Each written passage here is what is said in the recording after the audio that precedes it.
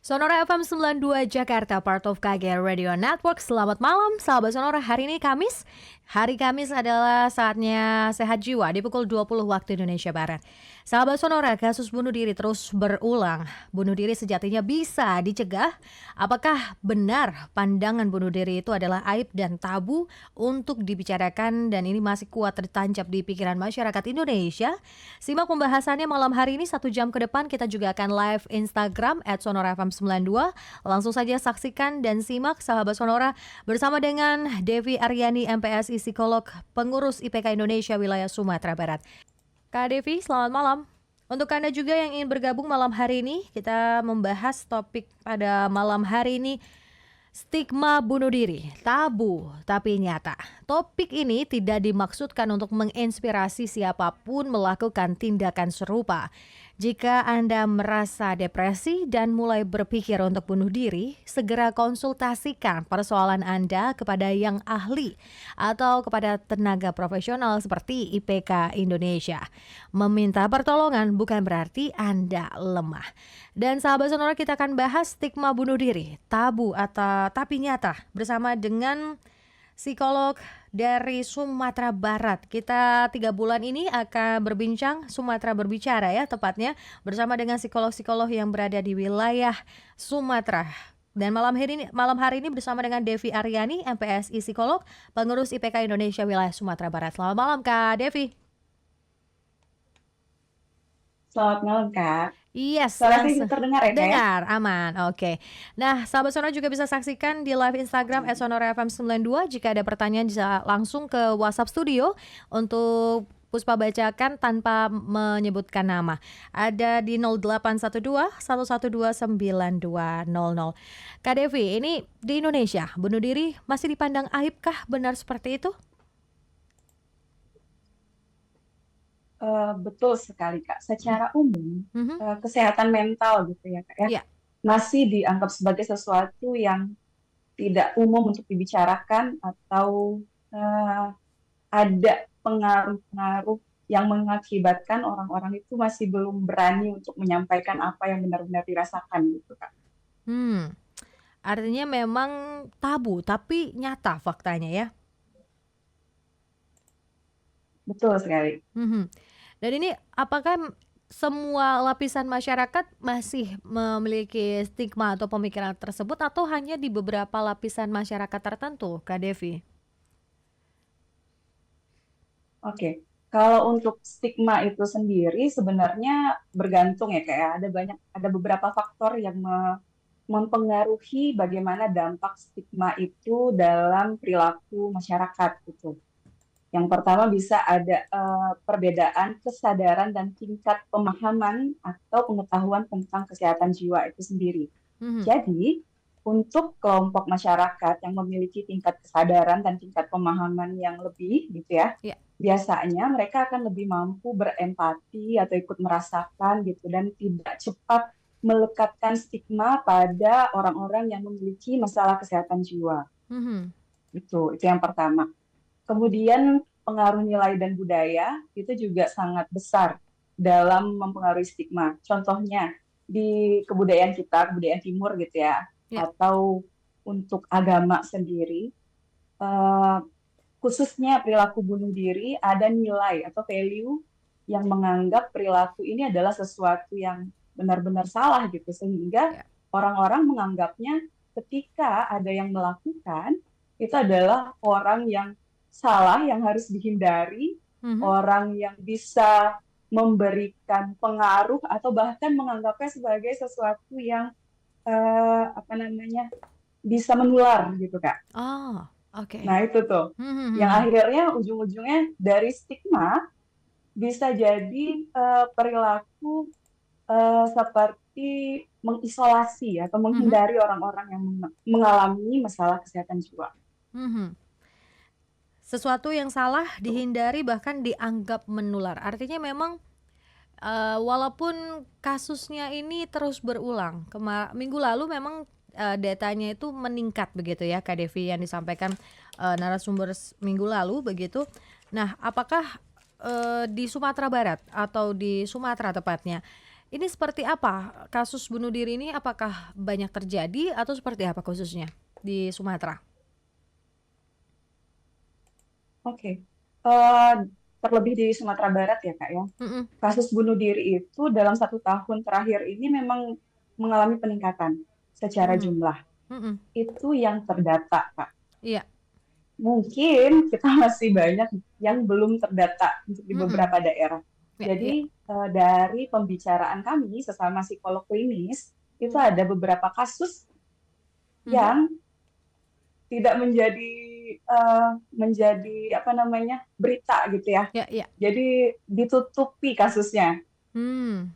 Kenapa? Karena ada pengaruh stigma itu tadi, Kak. Iya, iya. Ada keluarga yang merasa tidak berani untuk membuka data, merasa malu jika ketahuan ada anggota keluarga yang melakukan perilaku bunuh diri, Mhm, dan hal-hal yang semacam itu. Datanya sendiri pun memang mengalami peningkatan, tapi kita tahu ini kayak gunung es gitu ya, Kak ya, mhm, yang muncul ke permukaan, terlihatnya mengalami peningkatan, tapi di dalamnya itu jauh lebih banyak.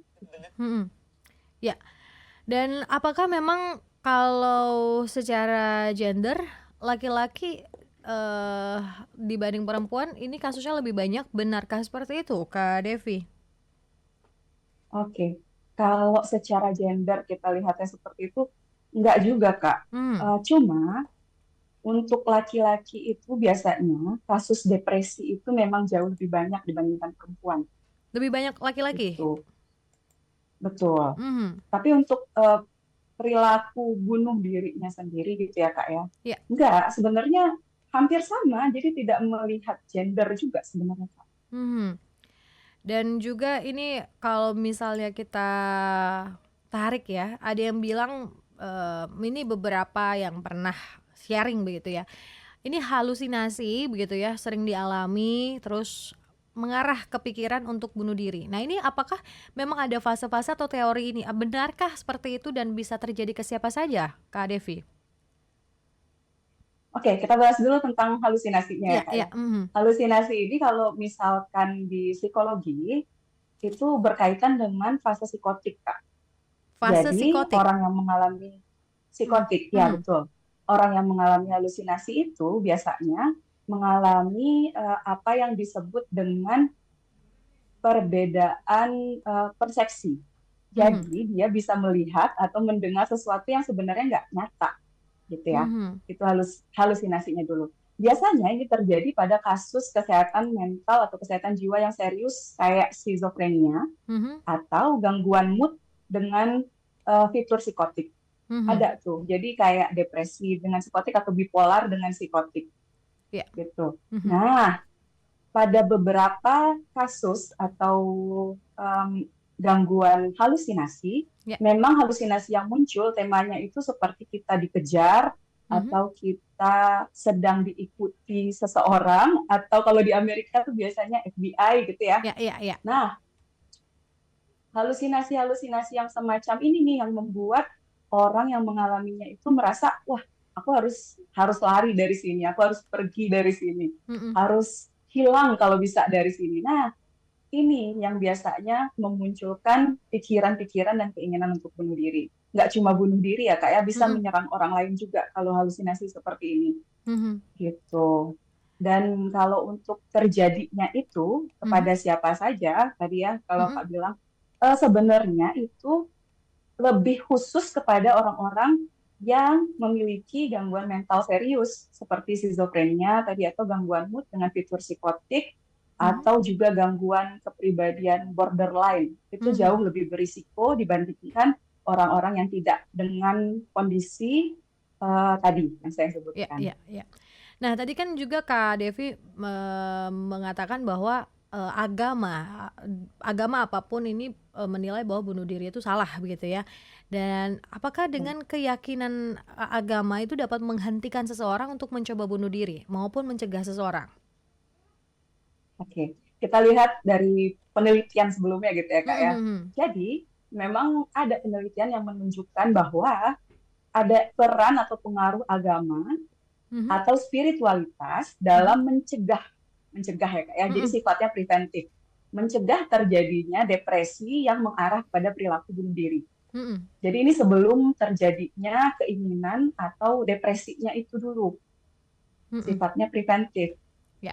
Dan pada beberapa kasus yang memang pernah saya tangani, Mm-mm. jadi peran agama itu memang jadi salah satu alasan untuk mereka tidak mengikuti halusinasi yang didengar gitu Kak. Ya, ya, ya. Jadi mereka mengakui gitu Mhm. karena adanya agama, kemudian dalam agama itu memang sesuatu yang dilarang, itu yang membuat walaupun sudah ada keinginan untuk melakukan itu, dia tidak memutuskan untuk melakukan itu. Mhm. Gitu. Jadi sifatnya preventif. Mhm. Nah, yang perlu kita garis bawahi ketika sudah pernah melakukan percobaan, itu beda lagi tuh. Mhm. Itu pendekatannya memang harus yang mereka butuhkan dulu. Kita Ya, kita harus mendengarkan mereka, menerima mereka, terus menanyakan sebenarnya dengan empati yang kita miliki gitu ya, Kak. ya. Mhm. Jadi nggak bisa ujuk-ujuk langsung, wah ini harus agama, harus Mhm. pendekatannya harus Mhm. lebih beriman gitu, Ya, itu ya, nggak ya. bisa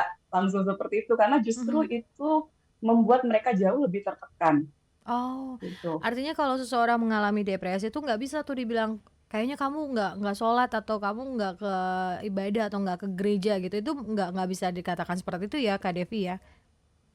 Benar Kak. Mhm. Jadi itu dua hal yang berbeda di dalam otak kita gitu ya. Ya, ya, ya. Kalau mengenai ilmu agama mungkin atau hal-hal yang sifatnya kita mengarahkannya ke rasional gitu. Coba deh pikir, orang tuamu sudah membesarkanmu sejauh ini, Mhm. masa Mhm. kamu mau sih? Nah, Ya, gitu-gitu ya. tuh, Kak. Mhm. Itu biasanya tuh akan sulit Mhm. dilakukan oleh orang dengan gangguan mood, orang Hmm. dengan depresi itu tadi ya. Iya, iya. Karena mereka lebih dominan tuh otak emosinya saat itu. Mhm. Artinya, Yang perlu kita yang perlu kita lakukan adalah, pendekatannya ke emosinya dulu. Kita mhm. gimana kita lebih sensitif terhadap mereka, lebih empatetik gitu ya. Mhm. Kemudian memberikan dukungan untuk mereka dulu supaya mereka bisa stabil dulu nih emosinya sebelum masuk ke pendekatan yang rasional itu tadi, Oke. termasuk agama dan Mhm. spiritual. Oke, pendekatan-pendekatan yang lebih konkret lagi akan kita bahas sesaat lagi. Sahabat Sonora, tetaplah di Sehat Jiwa Sonora. Untuk Anda yang punya pertanyaan seputar dengan topik kita, stigma bunuh diri, tabu tapi nyata, silakan ajukan pertanyaan di WhatsApp Studio 0812 112 9200. Tetaplah di Sehat Jiwa Sonora. Tetap setia bersama kami di Sonora Network.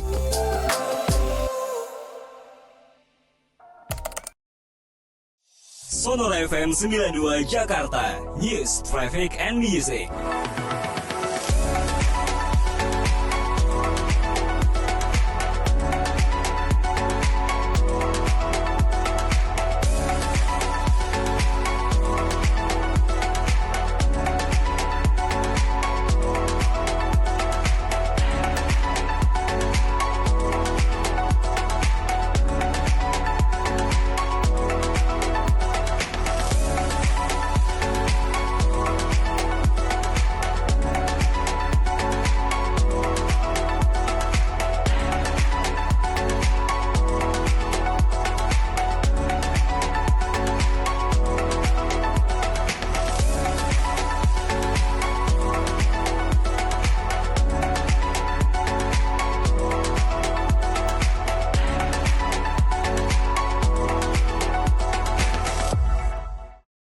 Sonora FM 92 Jakarta, News, Traffic, and Music.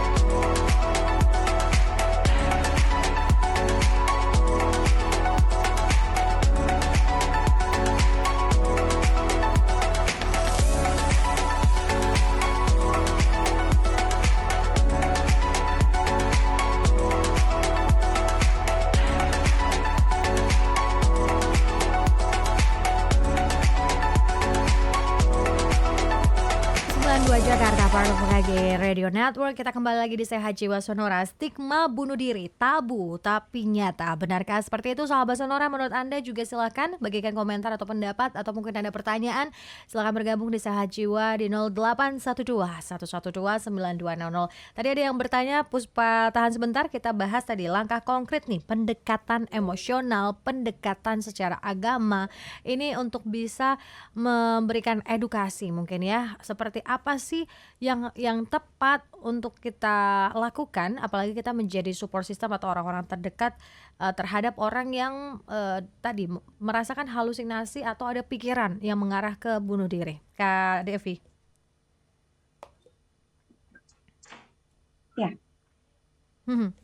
Tanggapannya mungkin langkah silakan. langkah konkretnya gitu ya, Kak Iya. ya. Oke. Sebagai support system atau orang yang melihat adanya perubahan perilaku dari orang-orang di sekitar, mungkin mulai menarik diri, yang biasanya ceria jadi berubah tuh, nggak seceria biasanya, lebih sering mengurung diri di kamar gitu ya. Iya. Kita bisa mulai membuka pertanyaan terlebih dulu, ada yang bisa dibantu nggak? Oke. Kemudian bersedia menyediakan kuping untuk mendengarkan cerita mereka tanpa memberikan judgement, Ya. tanpa memberikan penilaian-penilaian yang sebenarnya mungkin mereka nggak membutuhkan itu. Mereka mungkin lebih butuhnya didengarkan, kemudian ada yang memvalidasi perasaan mereka bahwa mereka memang mengalami sesuatu yang berat untuk mereka hadapi saat itu. Oke. Gitu. Mungkin boleh kasih contoh kalimat nih, tanpa memberikan penilaian tapi juga memberikan validasi perasaan. Seperti apa contoh kalimat yang pernah kakak alami atau yang diberikan kepada klien kakak? Oke, untuk contoh kasusnya mungkin dulu ya. Contoh kasusnya, dia datang sudah melakukan self-harm mungkin. Iya. Barcode. Nah, ketika dia datang dengan barcode, tuh biasanya tuh bagian yang di barcode, yang di tangan ini ya, Iya. ditutupin tuh Kak, biasanya. Ditutupin. Nah, dia mulai cerita bagaimana beratnya pengalaman perasaan yang dia rasakan gitu. Kita mulai masuk di situ. Jadi, kita melakukan dulu ini untuk mengklarifikasi perasaannya. Jadi, yang kamu rasakan saat itu sampai kamu harus melakukan barcode di tanganmu itu adalah rasa sakit yang teramat ya. Kamu nggak bisa menjelaskan itu karena dia tidak terlihat. Makanya kamu melakukannya di tanganmu supaya sakitnya itu lebih kelihatan dan bisa disembuhkan. Benar begitu? Gitu. Itu dulu Kak. Ya. Nanti biasanya akan ada respon dari dia. Ya, benar Kak. Gitu. Baru kita masuk ke bagian yang lain. Jadi, selama ini selain dengan memberikan barcode di tanganmu, apalagi yang kamu lakukan untuk mengurangi rasa berat yang kamu alami, mengurangi rasa sakit yang ada di dalam yang nggak bisa kelihatan, itu apa yang kamu lakukan? Kira-kira yang bisa saya bantu apa? Ya. Sampai akhirnya dia mulai bercerita, oke, awalnya itu karena gini Kak, ada kejadian seperti ini, sampai akhirnya aku memilih ini gitu. Nah, dari situ mulai berlanjut gimana kita meresponnya itu tergantung dari ceritanya klien setelah itu. Oke. Kita melakukan paraphrasing, kemudian kita mengembalikan lagi apa yang dia sampaikan itu mungkin jadi lebih sederhana, sehingga nantinya dia ikut merasakan, oh iya, yang saya rasakan adalah hal itu tuh. Karena biasanya itu udah kayak benang kusut Kak di kepala. Ya. Rasa sakitnya, masalahnya, semua itu udah berbelit-belit sampai akhirnya dia sendiri pun nggak paham. Ini tuh apa sih rasanya gitu ya. Nah, kalau ke psikolog tuh biasanya dari semua kalimat yang berbelit-belit itu, kita nangkep dulu nih intinya apa, kemudian kita mencoba klarifikasi, benar nggak itu yang dirasakan. Ya. Setidaknya dengan itu, dia jadi lebih terbuka nih, oh iya, sebenarnya masalah yang saya hadapi adalah ini. Belum sampai ke solusi tuh Kak, kita nggak perlu ngomongin solusi dulu. Setidaknya itu udah yang tadinya tuh kayak bayangkan di kamar yang berantakan, Ya. penuh dengan barang nih Kak, di lantai. Mm-mm. Nah, ketika mendapatkan klarifikasi dan kalimat yang lebih sederhana tadi, si barang-barang yang berantakan ini tuh mulai masuk ke lemari satu-satu, dirapihin gitu ya. Mm-mm. Akhirnya orangnya sendiri, kliennya sendiri yang bisa menemukan Solusi. solusinya. Betul. Oh, oke. Karena sebenarnya semua yang berantakan itu tadi tuh yang mengganggu dia untuk ngambil keputusan kan? Mm-mm. Gitu. Jadi kita membantu itu. Mm-mm. Jadi artinya kalau kita punya sesi konseling begitu ya, banyak yang menanyakan nih ke Puspa, kalau misalnya ke psikolog tuh diapain sih gitu ya? Padahal sebenarnya cuma ditanyain dan didengerin ceritanya gitu ya Kak Devi ya. Betul. Mhm. Dan itu yang perlu kita bedakan ketika berbicara dan konseling dengan psikolog itu ada unsur terapeutiknya di situ. Ada unsur. Bagaimana Mhm. terapeutik, Mhm. pengobatannya di situ. Oh, Ada oke. bagaimana seseorang yang sebelumnya datang dengan banyak masalah, Mhm. ketika datang ke profesional itu dia merasa ada dukungan nih, ada Hmm. bantuan.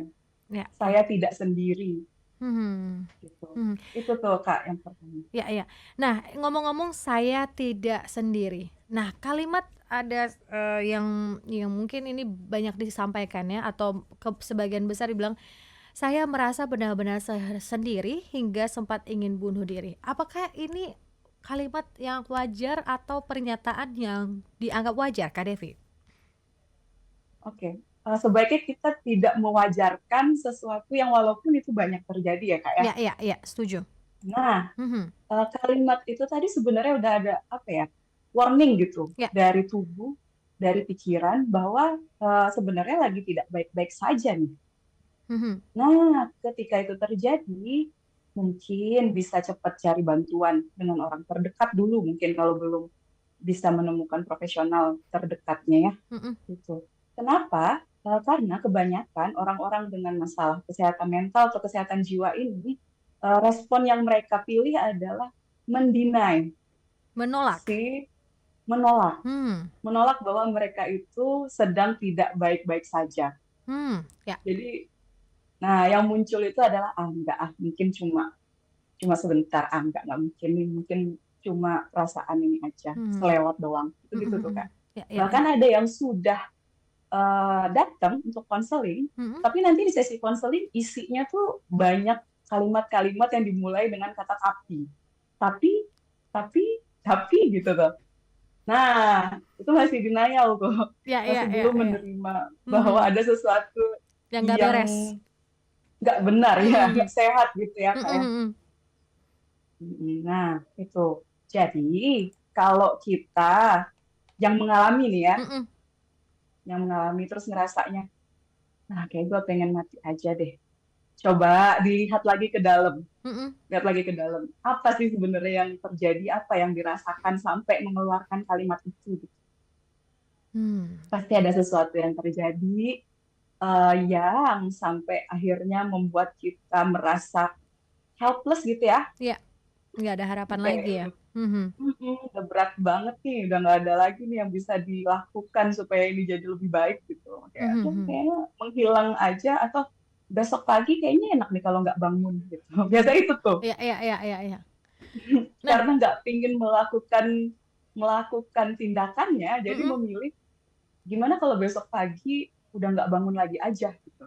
Hmm. Ada juga tuh Kak yang berpikiran kayak gitu. Nah, ketika diperhadapkan dengan perkataan kalimat seperti itu, kita sebagai orang awam apa yang bisa kita lakukan? Karena kan tadi dia menolak ya kalau misal mau ke profesional atau mungkin aksesnya tidak dapat gitu. Ketika kita sahabat sonora yang mendengar malam hari ini terus ada temannya yang berkata seperti itu, langkah pertama yang bisa kita lakukan sebagai orang terdekat apa Kak Devi? Kalau misalkan kita dengar ada teman atau orang terdekat yang mengatakan hal itu ya, Mm-mm. jadi dipanggil dulu, sini, sini, sini. Mm-mm. Apa sih yang terjadi belakangan ini? Mm. Kenapa sampai memikirkan hal itu? Mm-mm. Apa yang bisa saya bantu gitu ya? Ya. Itu. Jadi sebelum menyarankan dia ke profesional, mungkin dia masih menolak tuh, Mm-mm. masih denial tuh kalau dia butuh profesional. Jadi kita sebagai orang terdekat yang memberikan dulu apa yang bisa kita bantu untuk mereka. Kemudian jika mereka memang rasanya berat banget gitu ya, Mhm, mungkin cerita dulu deh sini. mhm. Setidaknya kita pada saat itu membantu mereka untuk rilis emosinya. Oke. Istilahnya itu katarsisnya Ya, gitu. ya, ya, ya. Jadi si stresnya yang tinggi bisa turun dulu nih dikit Mhm. gitu. Intinya Itu bisa peran kita kita di situ. lakukan dengarkan ceritanya gitu ya. Kita Betul, tanya kenapa, ada apa, sini cerita gitu ya Kak Devi ya. betul sekali Kak. Nah, itu langkah yang bisa juga malam hari ini bisa kayak tips and trick ya jadi psikolog sahabat Sonora, tapi memang bedanya nih ada tadi, unsur terapinya ya ketika ditanyakan dan, ketika kita ada masalah ketika datang ke profesional tuh merasa ada dukungan. Nah, kalau misalnya tidak ada support system, penting sekali untuk bisa langsung ke ahli atau ke tenaga profesional. Kita lanjut nih Kak Devi, banyak mitos. Nah, mitos tentang bunuh diri ini dan yang pastinya melanggengkan stigma bahwa si bunuh diri ini tabu gitu ya. Dan banyak yang melabelkan kepada orang yang telah yang mau atau yang sedang mengakhiri hidupnya ini dikatakan mereka egois atau mereka mengambil jalan keluar yang mudah. Orang-orang yang telah melakukan upaya dalam hidupnya juga menghadapi stigmatisasi dan kadang-kadang dipandang sebagai pencari perhatian. Kita akan bahas mitos ini sesaat lagi sahabat Sonora di segmen berikutnya. Tetaplah bersama kami hanya di Sehat Jiwa Sonora. Sonora FM 92 Jakarta, News, Traffic, and Music.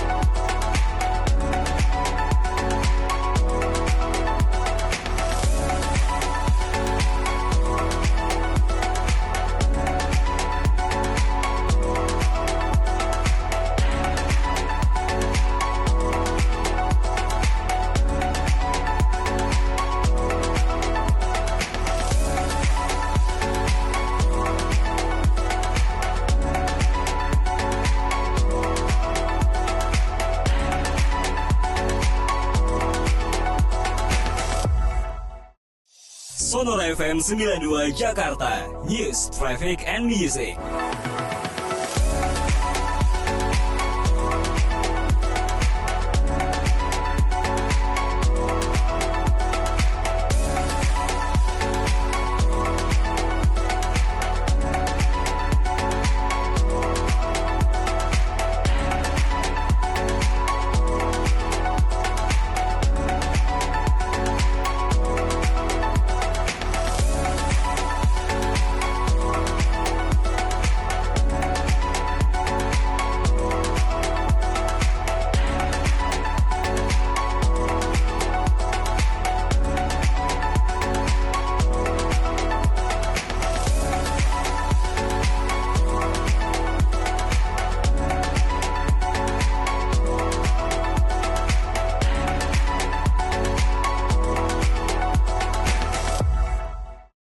Sonora FM 92 Jakarta, News, Traffic, and Music.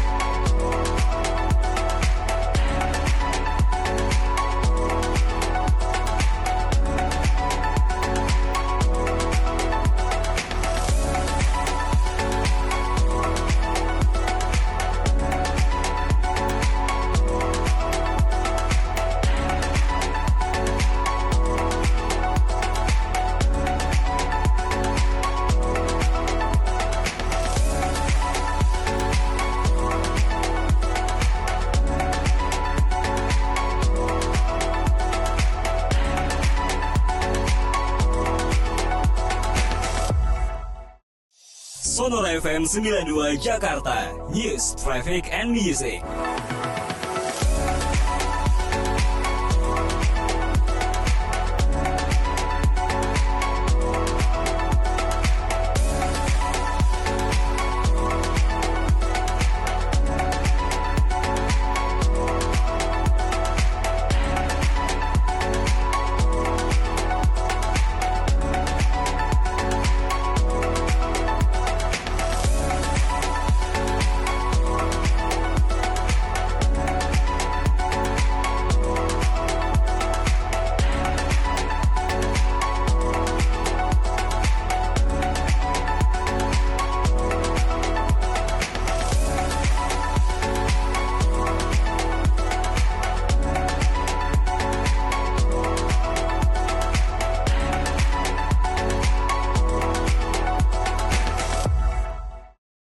Sonora FM 92 Jakarta, News, Traffic, and Music.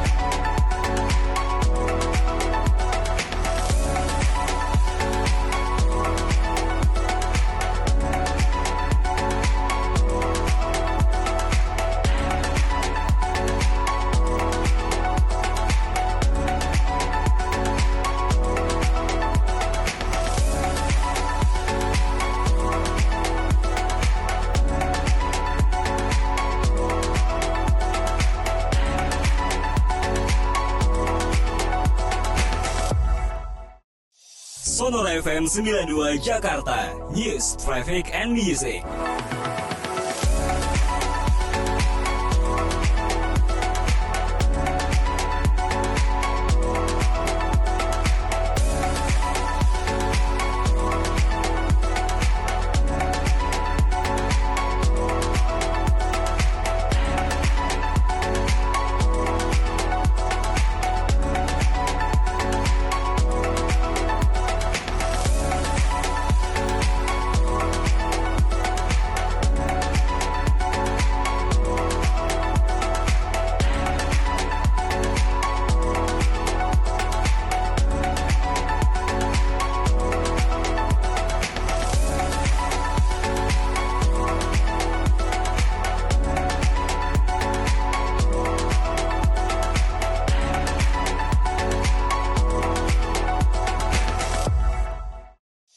Sonora FM 92 Jakarta, News, Traffic, and Music.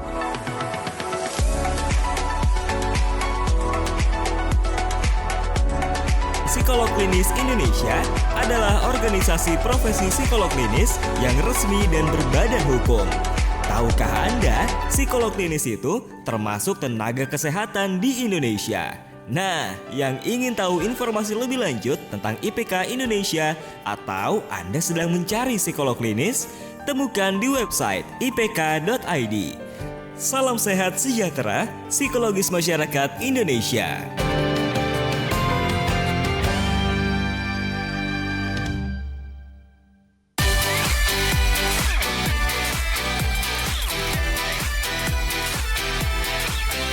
Sonora FM, part of Kompas Gramedia Radio Network. Sonora FM 92 Jakarta, part of KG Radio Network. Kita lanjutkan di segmen ketiga, stigma bunuh diri, tabu tapi nyata. Banyak mitos tentang bunuh diri nih, Kak Devi. Bagaimana dengan tanggapannya kalau dibilang ada yang banyak yang mengatakan mitos bunuh diri ini orang yang melakukannya dianggap egois, dianggap mereka mengambil jalan keluar yang mudah, dan orang-orang yang telah melakukan upaya dalam hidupnya ini juga menghadapi stigmatisasi dan kadang-kadang dipandang atau disebut sebagai pencari perhatian. Kak Devi, silahkan. Oke, jelas stigma ini itu mengabaikan kompleksitas masalah yang dialami oleh orang yang memilih untuk mengakhiri hidupnya gitu ya Kak ya. Yang perlu kita garis bawahi adalah bunuh diri ini adalah tindakan atau pilihan terakhir yang dilakukan oleh seseorang ketika dia sudah merasa tidak ada lagi cara atau jalan lain untuk menyelesaikan masalahnya. Jadi sebelum sampai ke pemikiran atau keinginan bunuh diri ini, itu biasanya ada pencetusnya dulu tuh. Mungkin itu kecemasan kah, atau gangguan mood gitu. Sampai stres yang berkepanjangan, yang dibiarkan terus-menerus, sampai akhirnya dia memutuskan untuk melakukan itu gitu. Ya, kalau sekedar untuk dibilang ya dia mencari jalan yang mudah, dia egois, terus hanya sekedar cari perhatian, rasanya itu kayak menggampangkan gitu ya. Padahal orang yang mengalami itu rasanya udah berat banget itu hidupnya. Sampai akhirnya dia melakukan itu gitu. Nah, tadi juga mungkin stres Kemudian juga ini ada pertanyaan dari sahabat Sonora. Ini 24 jam di rumah, aktivitasnya sama anak. Ini pastinya mungkin sebagian besar ibu-ibu rumah tangga ini mengalami stres. Nah, ini boleh tipsnya dong sebagai IRT untuk menjaga sehat mental dan jiwa kita ini, terlebih waktu sama suami juga berkurang. Kak Devi mungkin boleh kasih tips untuk ibu rumah tangga yang 24 jam nih aktivitasnya sama anak, di rumah aja, nggak ngapa-ngapain, waktu sama suami juga berkurang. Kebayang ya Kak ya, Mm-mm. kalau misalkan udahlah di rumah aja, terus sebelumnya mungkin ini adalah ibu yang aktif, Mm-mm. ada kegiatan di luar, ketemu sama temen gitu ya. Ya. Sekarang udah nggak ada sama sekali. Tambah lagi waktu sama suami berkurang, artinya support sosialnya kurang gitu ya. Mm-mm. Terus kegiatannya monoton gitu. Mm-mm. Gimana tuh perasaannya? Aduh gitu ya. Ya, ya. Makanya untuk jadi ibu, saya juga sebagai ibu rumah tangga merasakan hal itu. Mm-mm. Kita perlu yang namanya benar support system itu perlu banget tuh, sosial support gitu. Ya. Jadi kalau misalkan waktu sama suami berkurang, mungkin bisa manfaatkan gadgetnya mungkin supaya bisa terhubung terus dengan suami gitu ya, Ya. secara emosi gitu. Atau kalau sudah lama nggak ketemu sama teman, boleh loh sekali-sekali dijadwalkan Mhm. ketemu sama teman gitu ya. Terus juga jangan lupakan hobi, Kak.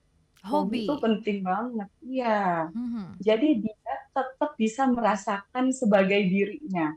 Hmm. Jadi ketika kita jadi ibu, kita kan mengambil peran baru tuh. Ya, Ada ya. roles baru sebagai ibu. Ketika roles itu dijalankan, kita memainkan apa ya? Kita jadi seseorang yang berbeda dari kita sebelumnya.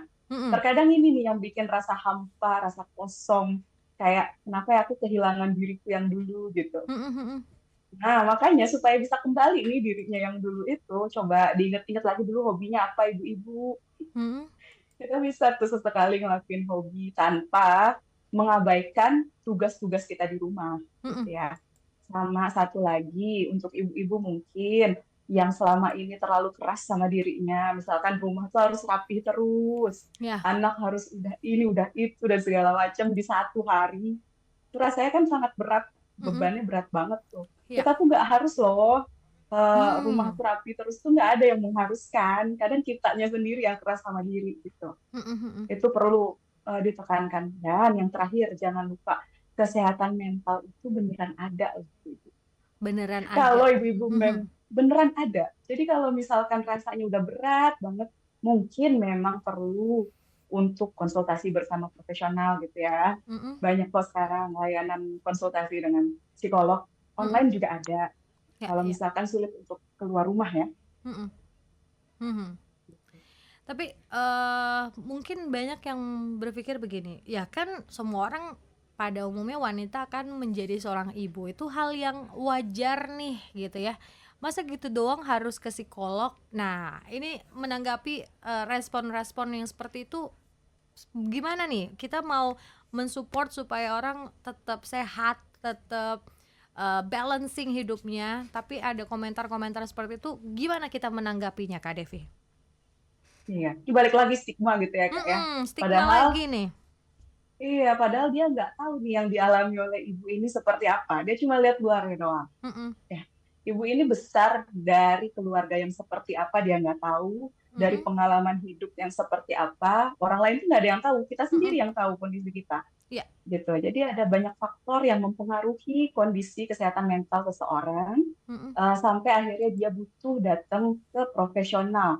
Jadi mungkin untuk beberapa orang, ya mungkin itu cuma peran ibu rumah tangga harusnya nggak seberapa lah dibandingkan ibu Mm-mm. bekerja gitu. Mm-mm. Dia nggak paham nih latar belakang orang itu seperti apa, Ya, apa ya, yang ya. mendasari perilakunya gitu ya. Mm-mm. Itu yang perlu dipahami bahwa setiap orang itu punya background yang berbeda, Mm-mm. punya persepsi yang berbeda, nilai-nilai yang berbeda yang akhirnya mempengaruhi kesehatan mentalnya. Mhm. Oke, artinya tadi tipsnya nih untuk sahabat Sonora, terutama untuk ibu rumah tangga, tadi ya, tidak mengharuskan rumah selalu bersih atau selalu rapi. Ya terkadang nggak apa-apa berantakan, take a break dulu ya, take a rest. Kemudian juga tadi ya, hobi yang paling penting. Jadi jangan sampai lupa sama jati dirinya begitu. Kemudian tadi sebelum itu ada yang namanya apa tadi Kak? Aku lupa deh. Yang pertama tadi disebutkan. Dukungan sosial. Dukungan sosial, support system tadi. Apalagi waktu sama suami kurang, wah ini harus menjalin dengan teknologi yang ada, bisa tahu di mana dan bisa terus berhubungan dalam arti tetap kayak masa-masa pacaran dulu kali gitu ya Kak Devi ya, tetap romantis, tetap Betul. menjaga Iya. keromantisannya. Nah, ini juga ada pertanyaan lagi yang masuk. Kita break sebentar, sahabat Sonora. Di segmen terakhir kita akan membahasnya. Pertanyaan malam hari ini tentang stigma bunuh diri tabu tapi nyata. Sesaat lagi tetaplah bersama kami hanya di Sonora FM 92 Jakarta, part of KG Radio Network. Sonora FM 92 Tetap setia Jakarta. bersama Yes, kami di traffic Sonora and music. Network.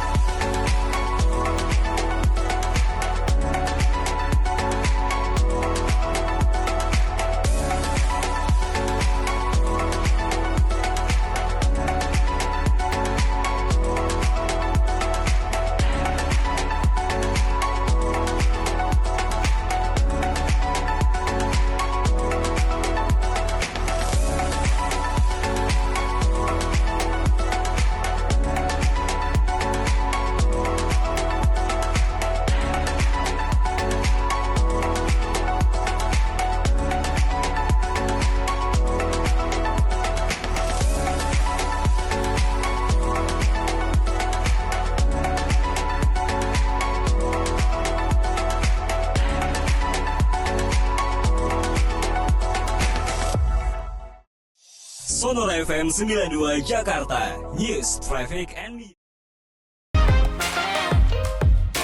Terus dengarkan Sonora Network.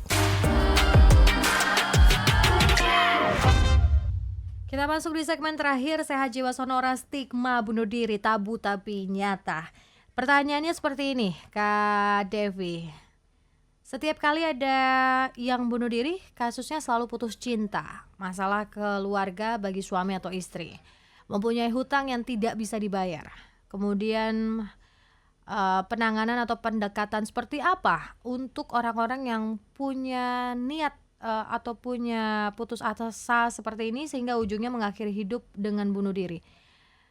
Ini masalah-masalah yang kerap terjadi akhir-akhir ini, dan bahkan kemarin beberapa waktu yang lalu juga sempat ada kasus itu.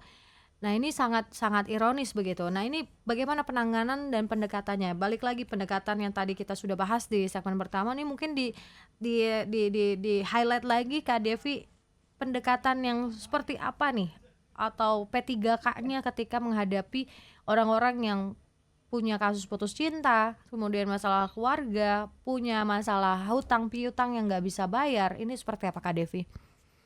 Oke, kita tarik benang merahnya. Semua kasus-kasus ini menimbulkan perasaan tidak ada pertolongan yang lain gitu, helpless gitu ya kayak hopeless dan helpless. Yeah. Dan ketika ini terjadi, nggak semua orang loh yang berakhir dengan bunuh diri, banyak kan yang putus cinta tapi nggak memilih untuk melakukan itu gitu. Yeah. Orang yang melakukan ini punya gambaran kepribadian yang memang rapuh gitu ya, kompleks lah sebenarnya. Kita nggak bisa menyederhanakan masalahnya hanya sekedar putus cinta atau masalahnya hanya sekedar terlilit hutang gitu, nggak bisa, karena ini pasti sudah ada akumulasi dari permasalahan emosional sebelumnya sampai akhirnya muncullah pemikiran ini gitu ya. Yeah.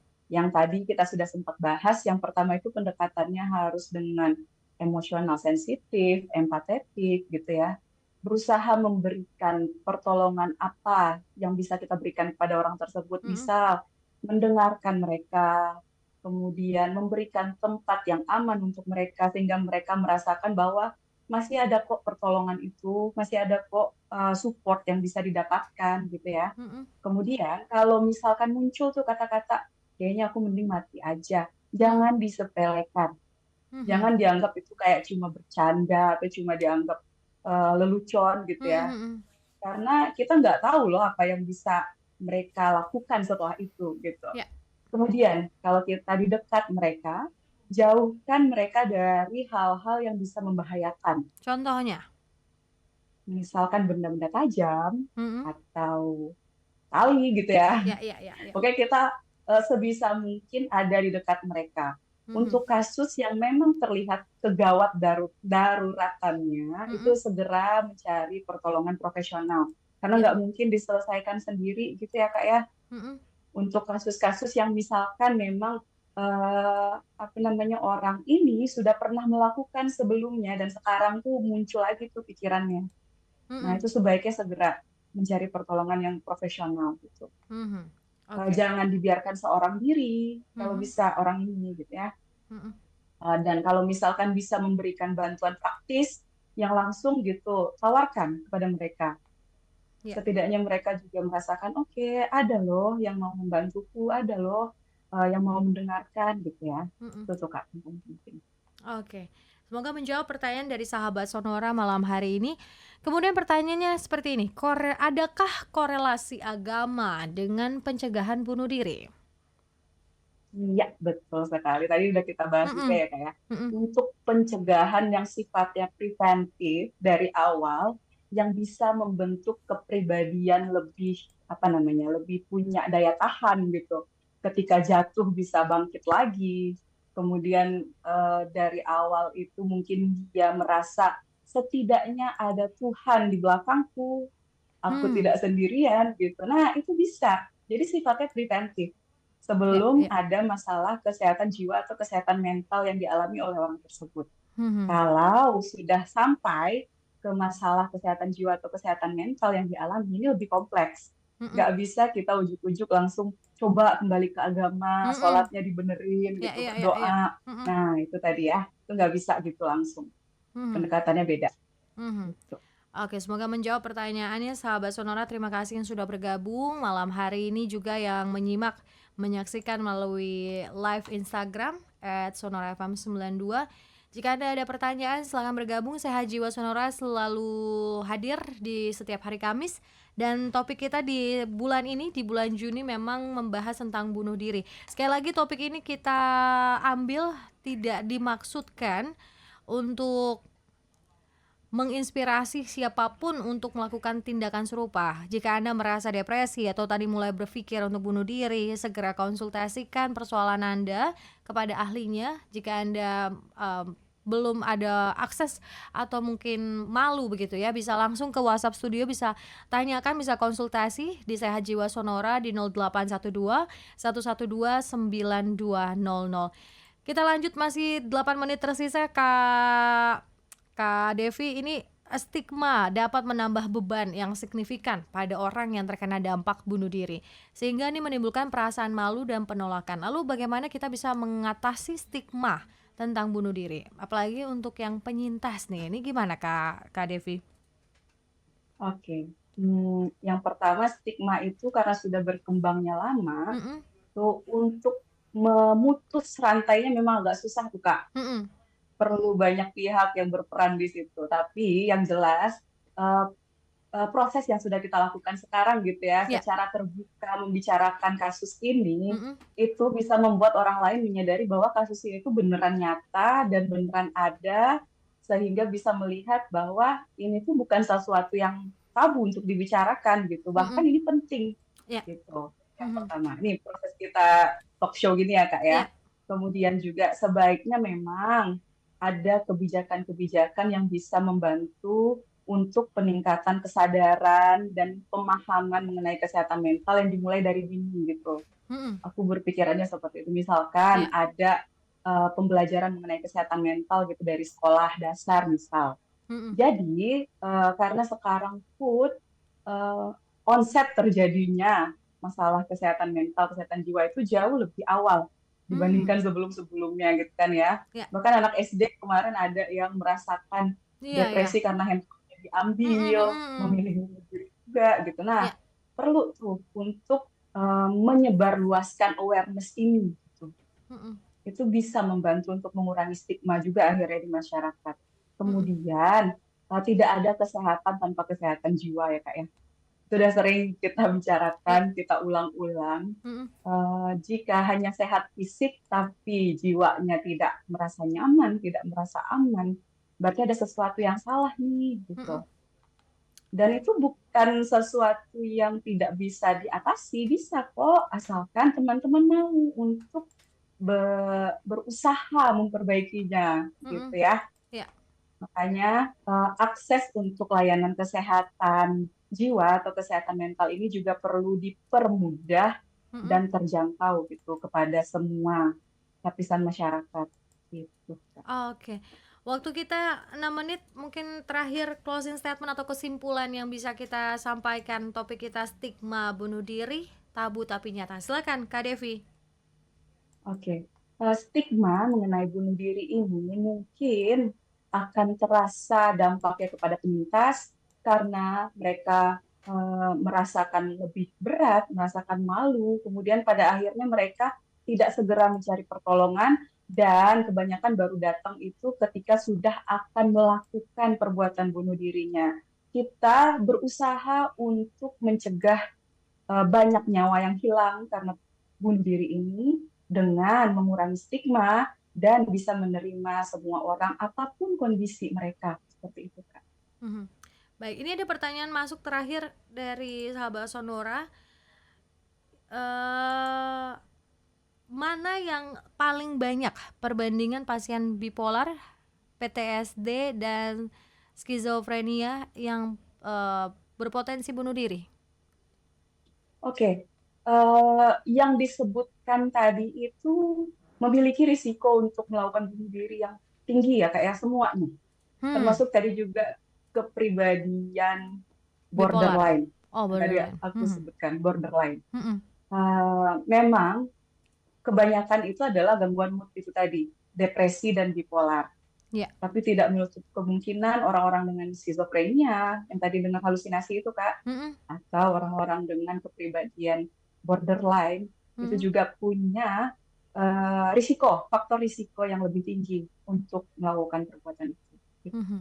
Oke, semoga menjawab pertanyaan sahabat Sonora. Terima kasih sudah bergabung di malam hari ini. 1 jam percakapan kita, perbincangan kita mengenai stigma bunuh diri tabu tapi nyata. Kiranya ini menjadi awareness untuk kita semua, alarm juga untuk terus menjaga kesehatan mental. Dan pastinya kami hadir, Sehat Jiwa Sonora bersama dengan IPK Indonesia untuk bisa menjadi jembatan untuk Anda yang mau konsultasi terkait dengan kesehatan mental. Terima kasih Kak Devi untuk waktunya. Salam sehat dan Sama-sama, bahagia. Kak. Semoga ini juga bermanfaat untuk Anda. Yang ketinggalan bisa simak saja, akan kami upload di YouTube Sonora FM. Kita berjumpa lagi Sehat Jiwa Sonora setiap hari Kamis pukul 20 waktu Indonesia Barat sampai dengan pukul 21 waktu Indonesia Barat. Salam Sehat Jiwa.